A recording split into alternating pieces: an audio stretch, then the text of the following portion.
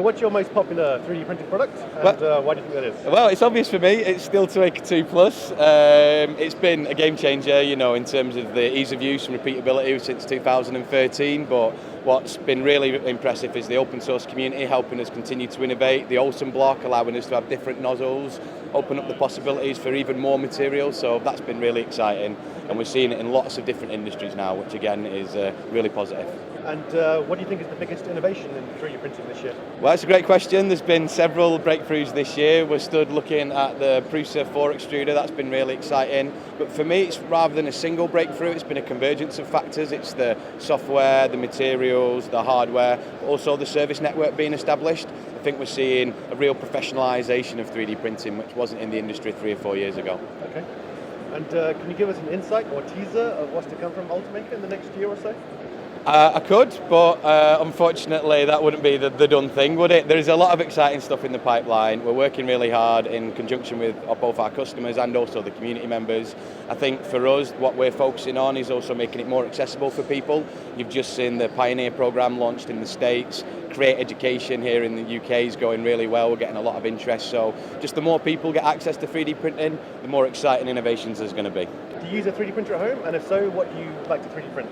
I do. I have one that I take to and from the office. I have an Ultimaker to go that I take home when I need it. Just stick it in the box and away I go. What do I print for it? Well, I've been printing like small things, little accessories. I've printed a holder for my handheld Hoover, which didn't come with one. My partner's been printing vitamin boxes and things like that. Just easy to use things around the house, really.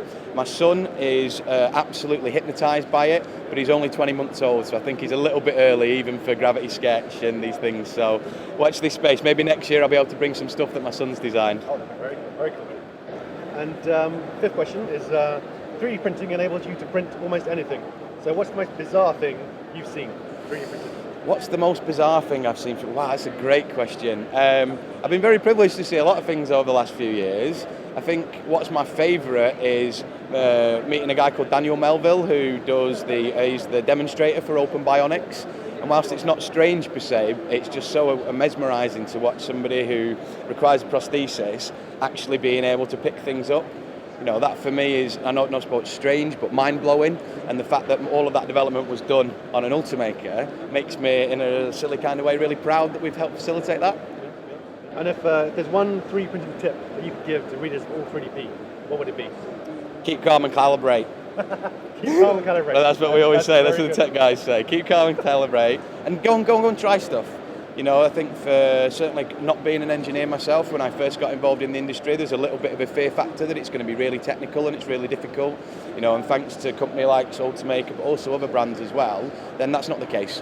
You don't need to be a CAD expert. You don't need to have a background in engineering to make some amazing things come out of these printers. Fantastic. Yeah. Well, thank you for your time. No, thank you. Cheers.